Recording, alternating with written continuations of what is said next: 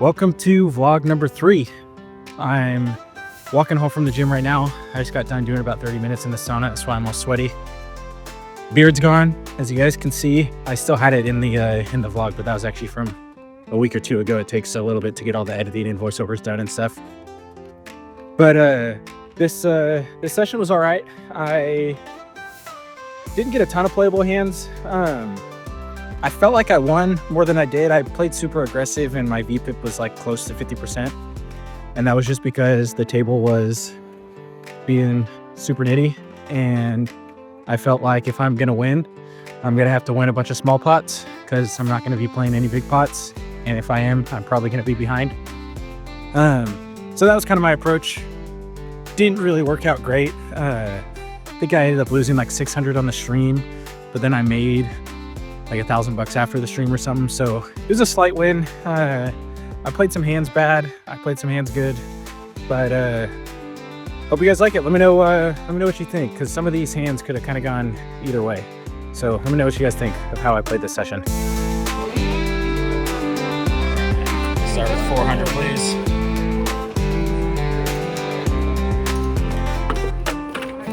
All right, thank you, sir. All right. Played a little bit before the stream, but not too much really gone on. So let's go ahead and just hop right into the stream. And the first hand that I play is going to be this double board 4-card PLO bomb pot, where I flop bottom pair and a set of 9s. And it goes bet 100 in front of me, call 100. And with middle set here, sometimes I've made the mistake of just kind of overplaying this and raising, but I think it's probably better to just call here and keep all the other 7s in and hopefully chop up the money at the end from 2 people that are playing the other board.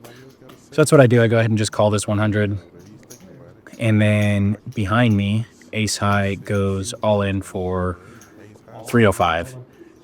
We get 1 fold, and the enforcer makes the call for $200 more, and Ryan makes the call for $200 more. Now, here is where I maybe should have just put in a raise with the action back open, because of the stack sizes, they're pretty much committed anyways. So I figured I might as well just get it in there with a set. Obviously, I'm not going to fold any turn or river with this stack to pot ratio, so probably should have just put it in here, but decided to just call and have basically crumbs behind. But as you guys can see from the graphics, in a pretty good spot, 43% equity 4 ways in a double board bomb pot. So hope to see some safe runouts. I don't want to see a 10 jack or queen on the bottom, and I know I'm probably not ever going to win the top, but if I hit a 9, that would be nice too. But on the turn, we get a 6 of hearts and 2 of clubs, so nothing really going on for me. Ryan goes all in for his last 71, and I just make the call. And here again, too, like I could have raised, but decided to just call. Maybe was a little bit gun shy from overplaying sets and trips in the past on one board. And in these double board bomb pots, it's really important to not overplay your strong hands where you have no way to scoop and you only have a way to win one board, because more often than not you're just going to get either scooped or you're chopping it up anyways, so it doesn't really matter. And you don't want to fold out people that are playing the other board where you could chop their money. But in this case, obviously they're not folding, so that's why I kind of think I should have just went ahead and raised. And on the end too, I could have just went in for the extra 100 to because I would have scooped the side against the enforcer, but oh well, doesn't really matter. The straight came in on the bottom, but we're gonna chop up this one. I hold with my set of 9s on the bottom, and it's gonna be a $400 profit. So pretty good start to the stream so far. Yeah, Andy could have hit any of your danglers and been good. Any of your danglers are good, yeah.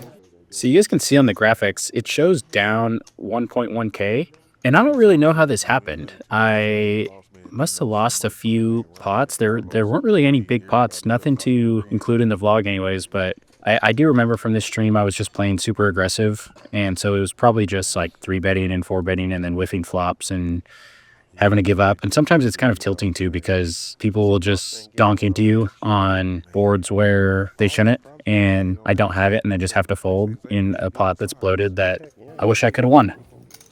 Anyways, this next hand we have ace queen of spades and raise it up to 80 over some straddles. The reason for the raise size being bigger is because we're playing this bounty game where there's essentially a $25 ante in. So that's the reason for the bigger raise sizes.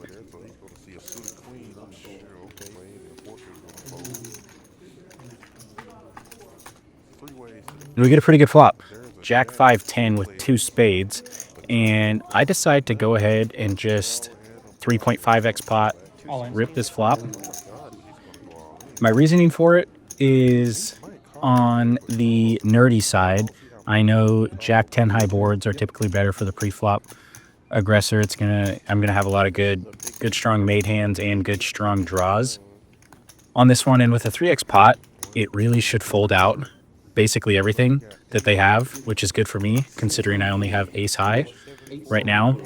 Getting into the really technical stuff, a 3x pot bet like this, they should have a minimum defense frequency of about 25%, meaning they should basically fold everything except their strong jacks and obviously sets and 2 pairs and stuff.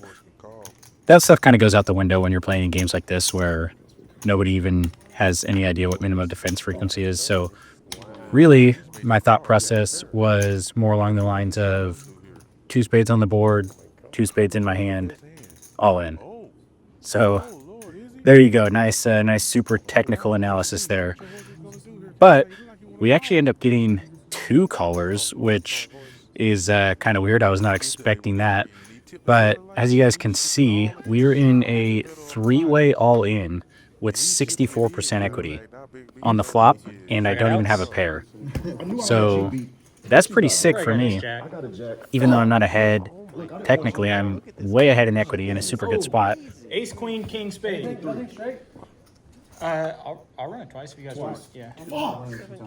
And we got 2 callers, so all of a sudden we're playing a 2.7k pot, and I don't even have a pair. Decided to run this one out twice and get no help on the first board. Case of too many out syndrome, and now I'm a little bit nervous. Second turn is a 7, and boom, on the river. King of clubs saves me.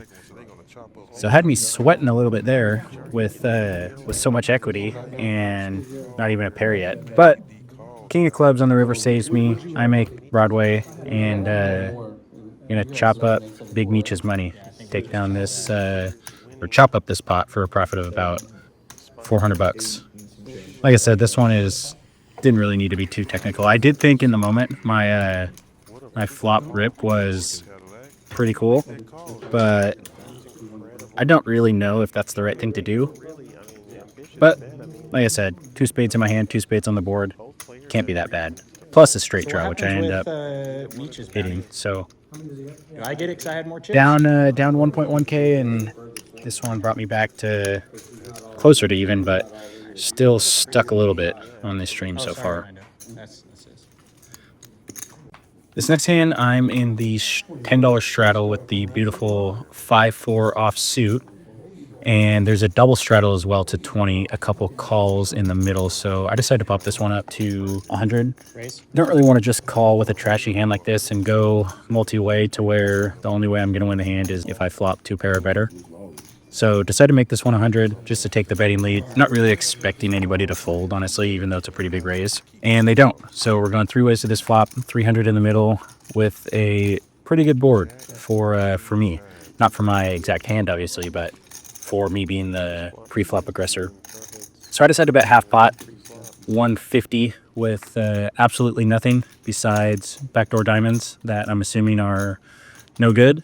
But I think just in position, I'm going to be able to navigate turns and rivers better than my opponents, so that's what I decided to do. Turn is a 6 of clubs, so still no help for me. And at this point, I just think he probably has a jack, a 9, or maybe even a king or a diamond draw. In the river, we actually make a pair, the 5 of diamonds. So he decides to check this one over. And at this point, I think there's no way he's just never going to check with the flush. So at this point, I'm putting him on maybe a jack, maybe a weak king, and maybe a 9. So blocking some diamond flushes, which I don't think he has anyways, and also blocking some sets in 2 pairs. I decided to just jam this river as a just-in-case bet. I know I have some showdown value, and I did actually end up having the best hand, so I was bluffing with the best hand. But like I said, just a just-in-case bet, just in case he has a jack or a 9 or even a hand like king 8 or some random hand like that is in a pretty gross spot facing 1.5x pot on the river.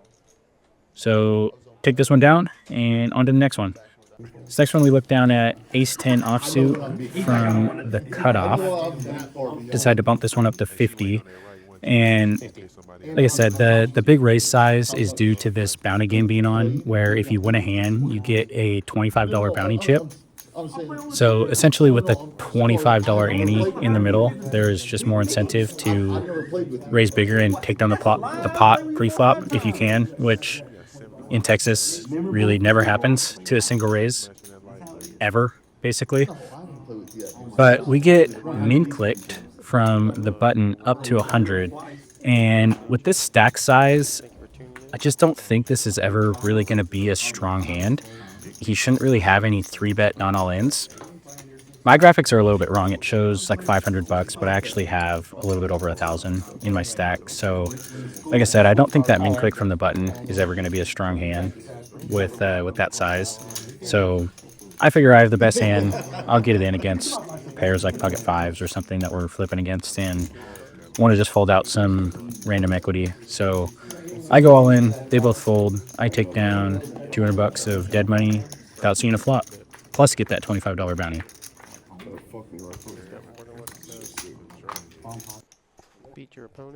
All right, next hand is going to be another double board bomb pot, and we get a super sick flop.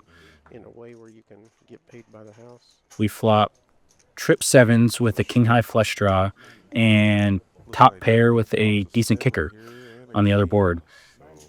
Obviously, top pair is pretty much never going to be good in Omaha, and especially in a bomb pot, but it is backup if I end up getting raised by like ace-7 or pocket 4s or something. Then at least I have backup to where it's basically just harder to get scooped. So I decided to just come out and pot this for 90, get 1 caller from Carlos with 2 pair on the other board and the jack high diamond draw. So pretty good hand for him as well. Unfortunate for him that I have the bigger diamonds.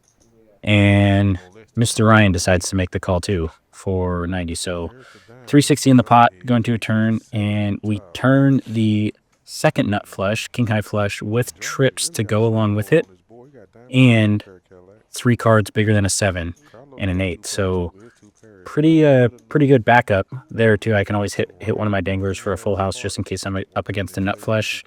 And I have top 2 pair on the top board, so pretty good spot. I decided to continue betting for 300, just a little bit under pot. And Carlos makes the call. Ryan is going to end up folding his pair of 10s. Pretty speculative call from him on the flop. I guess he has 10 high hearts on the flop, so I can kind of understand it, but really never going to be good in a bomb pot. But anyways, he gets out of the way. We're going to a river with almost $1,000 in it. On the river, we get the 8 of hearts on bottom and ace of clubs on top. Carlos checks this one over, and I pretty much snap check it back. And I wish I would have actually thought about this one for a little bit longer. I am pretty much never going to be getting scooped based on how this action went with pot on the flop and almost pot on the turn. He could have backed into some clubs. I guess he could have the ace high diamonds, and if he has the ace high diamonds, then he could easily have another 2 pair, but just going to be pretty unlikely that I'm getting scooped. So I think I could have made another bet here, but decided to play it safe, check this one back, and we end up scooping with the king high flush and 2 pair. So $560 profit in that bomb pot. And like I said, looking back on it, I don't know if he calls a bet anyways, but just knowing that I have pretty strong hands on both boards and going to be hard for me to get scooped. I kind of like another bet there, maybe not pot, but I think I could have squeaked out some value against the worst 7 or like his exact hand, flush, just because it's going to be hard for people to have full houses on a double paired board in PLO. But anyways, onto this next hand, we look down at the beautiful 7 deuce of hearts. The 7 deuce game is not on, but you guys will see from watching some of the vlogs that I pretty much play the 7 deuce game with myself at all times, and I don't know why I do that to myself, but part of it is, like I said earlier, this game is just kind of playing pretty nitty and passive. So my strategy is I'm going to force the action. I'm going to bet until I get any resistance, and I'm just confident that I'm going to be able to outplay my opponent's post flop. And when the game's playing nitty, it's going to be hard to play and win any really big pots unless you cooler somebody. So I'm just going to try to win a bunch of small pots. But this one's going to be pretty hard to do, going 1, 2, 3, 4, 5, 6 ways to a flop with a 7 deuce. And we get donked into for about a third pot here, which is super weird. This is just not a thing, to donk into the pre-flop aggressor on a king high board. So I don't think he's going to have a really nutted hand because his strong hands are going to be check raises anyways. I figure he probably just has a king, maybe spades. The river is the queen of spades, so I floated the flop just with some devious intentions. Like you hear Bama say, Jarhead may have some devious intentions, and he was right. So facing this small bet again on the turn, I just don't think this is ever a strong hand. I think if he has spades, he's going to be going bigger or check raising. I think if he has a 10, he's going to be going bigger probably just to protect against one spade hands. So I decided to bump this one up 225 immediately on the turn and planning on basically bombing most rivers just because I don't think he has a strong hand. So super exploitative. I'm pretty sure he just probably has a king at this point, and we get it through. So hitting 1,000 on the night with 7 deuce. Gonna take down this pot of $276 profit. And he's going to get him to lay it down, and he's going to show him. Nice hand, Jarhead, and he has to show it. He said, I got him. That bounty too. He said, I got him. Got him, coach. Got him, coach. All right, this next hand we look down at 6-9 offsuit. Nice. And it is a limped pot. 1, 2, 3, 4, 5, 6, 7, 8 ways. So family pot here with 69 and flop open-ended. Ace 8 7 with 2 diamonds. I don't have a diamond, but again, I have some plans to be able to steal this one. Ryan decides to lead out here for 75 bucks. I make the call. Probably could just fold here too with so many people behind, but if they raise, then I'll just get out of the way. Cut my losses, no big deal.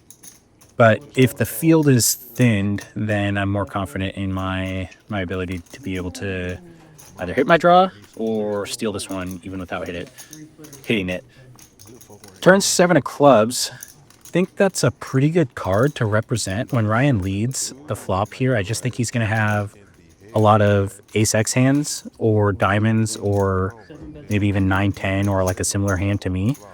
And I think if I put in a nice juicy raise here, it's going to put a lot of pressure on 8x, or ace-x, I mean. Not expecting him to fold here to this raise of $425, but I think depending on what the river brings, I can probably go ahead and bomb this and try to get an ace to fold, which is a pretty risky strategy in Texas, honestly. So looking back, I don't really love this, especially in a limped pot. I'm representing a super strong hand, which is going to be less likely in a limped pot.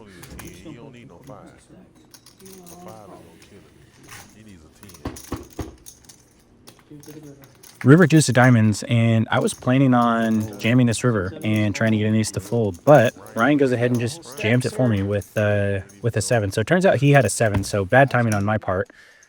And I was pretty tilted about this in the moment. Like I said, just getting donked into, or people taking these weird lines, just ruining my plans. But looking back on it, it actually is very good for me. He let me off the hook because he would have got the rest of my stack because I was just going to blast away with a misdraw. And obviously he's going to snap me off with a 7 there. But he jams himself. Didn't want to have a tough river decision, so I get it. But let me off the hook there. So good beat for me. All right, finally a good-looking hand. Been stuck with 7 deuce, 6 9, 4 5 all night. But now we actually have a real hand. Red pocket aces. So we see a raise from early position, 200. a call in the middle, and I decided to 3-bet this one up to 200 from the button. And this is another reason why I play those kind of trashy hands, is because when I do have it, then they're less likely to believe me, and I can just go blast, blast, blast, and maybe they'll remember me showing down 7 deuce and not believe me and try to be a hero when I actually have it.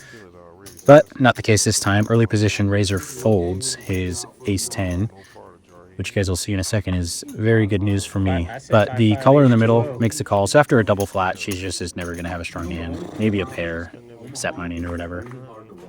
But the flop is 10, 6, 10. So good thing I got that ace 10 to fold. And here's another example of her just donking all in. So she decides to jam for about 400.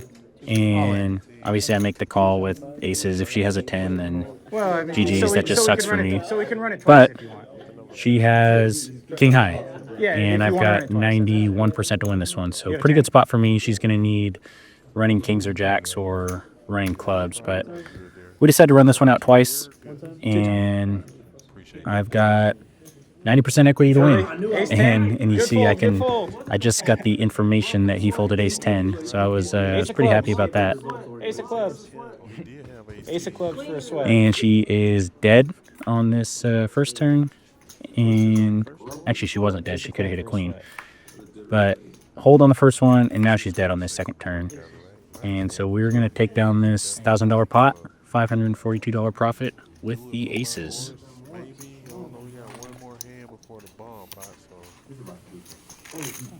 So buddy does know how to deal. I'm looking at your horse. Definitely need it. So that was actually the last hand I played on stream.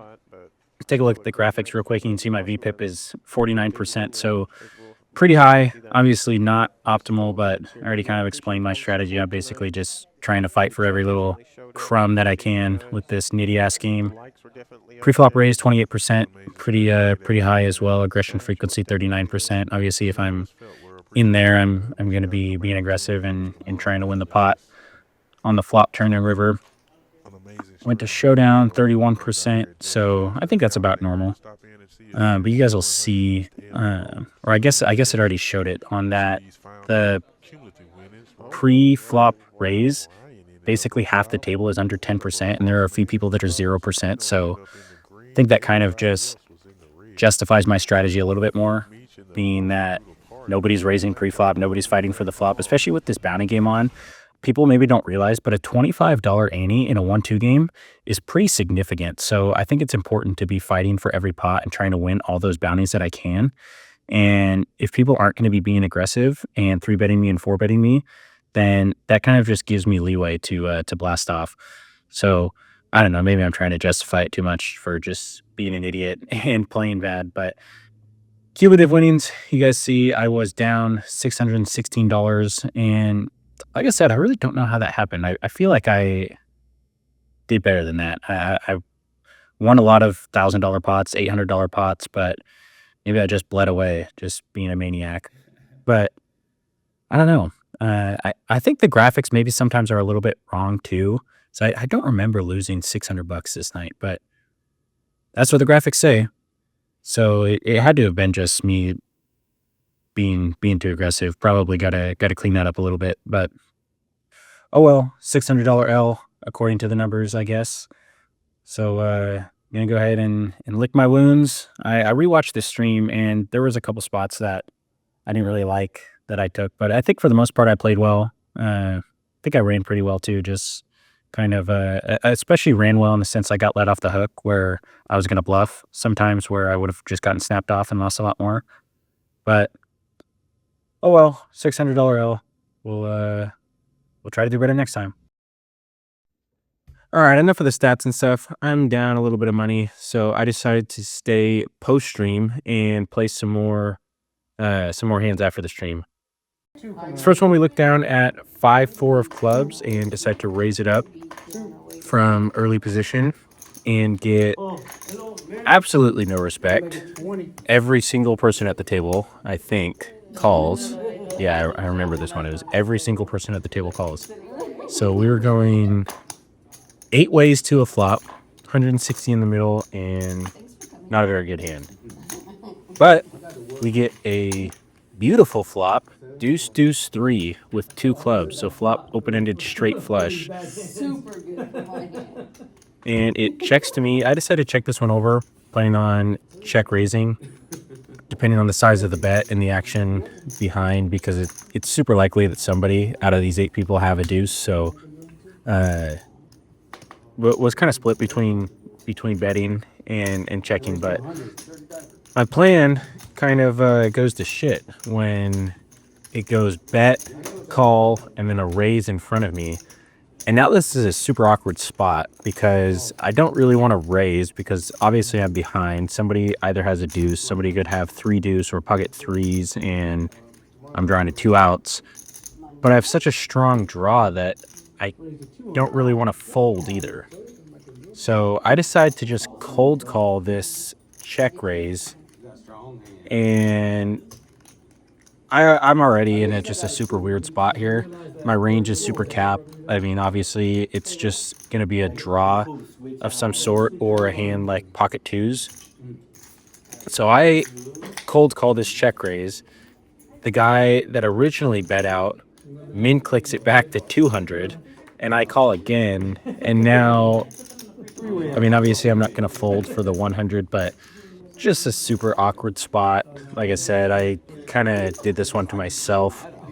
If I would have bet the flop myself and then it went raise or call or call raise, whatever, I would have been able to navigate a little bit better and probably get away from this cheaper. But that's not what I did. Turn is the jack of spades, so no help for me. It goes check, check, and the original aggressor from the flop, Ivan, decides to just go all in for 380.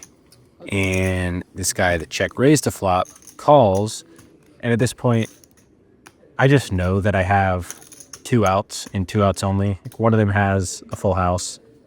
My flush outs are no good. My straight outs are no good. I mean, best case scenario, they both have like ace deuce, but even then, my ace outs wouldn't be good. But I got sticky and decided to put in this call for 380. This is really the hand that I wish I could have had back. I just played this one so bad. Anyways, river, queen of diamonds, no help. He checks it to me, I check back. There's no point to bluffing into a dry side pot, especially with a capped range. And we were up against pocket 3s and 7 deuce. So I was drawing to 2 outs the whole way. Paid way too much money for 2 outs, but is what it is. Wish I could have that one back, but oh well. The 5-4 suited didn't work out very well last time, so this next hand we are upgraded to 6-4 suited. I opened this one up to $15 from early position, and it goes multi-way again. And you guys can hear me complaining. I say, why do you guys never raise me? I was kind of just tilted in the moment because every single pot was going multi-way. And it's kind of just annoying when you're playing bingo like that. It takes away a lot of the playability when there's 5+ people in every hand. But it is a sign that the game is good, so oh well. We flop open-ended again. 7-5 deuce with 1 spade. So backdoor straight flush draw. I decided to bet a little over 1/3 here, $60. And we get 1 caller, 2 callers, and then we get the I guess it's time to go home speech and all in. Typically that's pretty strong. When people give the I guess it's time to go home speech, they usually have a pretty nutted hand or some sort of draw, but typically it's more towards the former.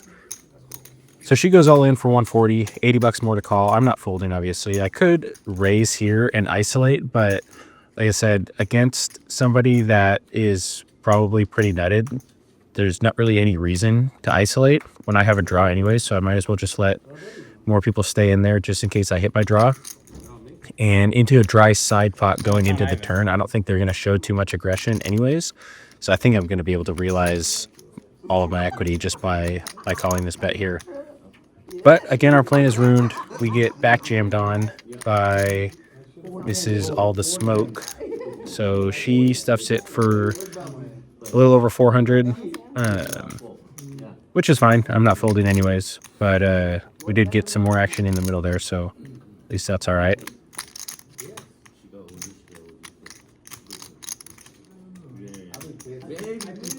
How much more is it? So I'm going to go ahead and make this call for 270 bucks more. And we are ripping it once. I need an 8 or a 3 dealer one time, please.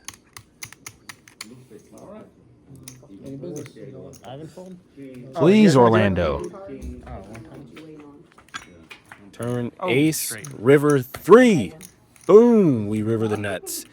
And it turns out all of us had open-ended straight draws on the flop. And 8 high was actually ahead on this flop, where we got all the money in a over $1,000 pot. So that's just pretty good, sick Texas action right there. But end up hitting my draw. They missed theirs, so I am going to stack up all these chips, and we are on our way to Unstuckville.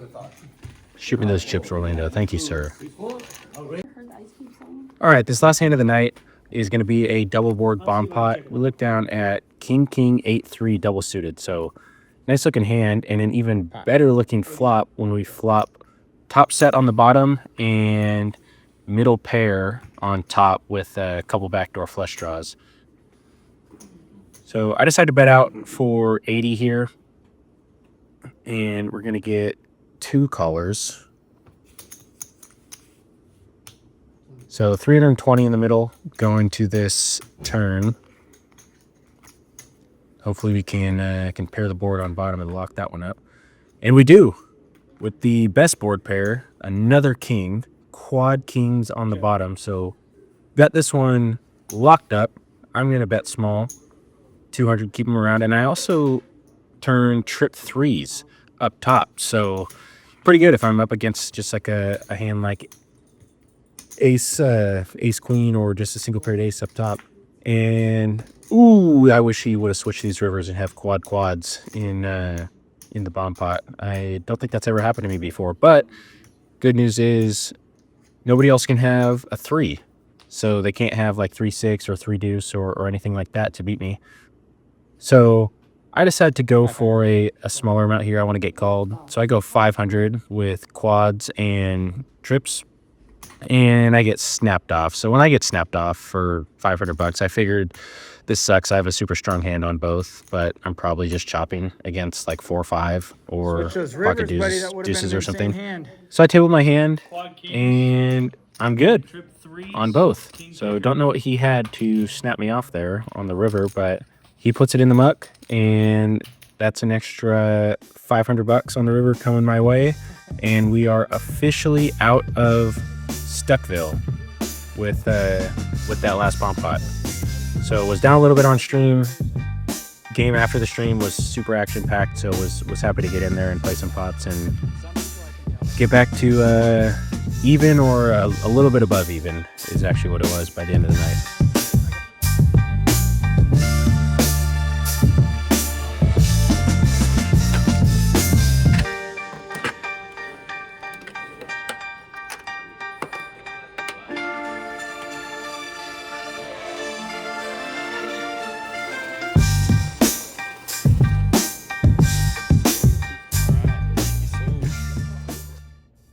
All right, just finished up about 1:45 in the morning.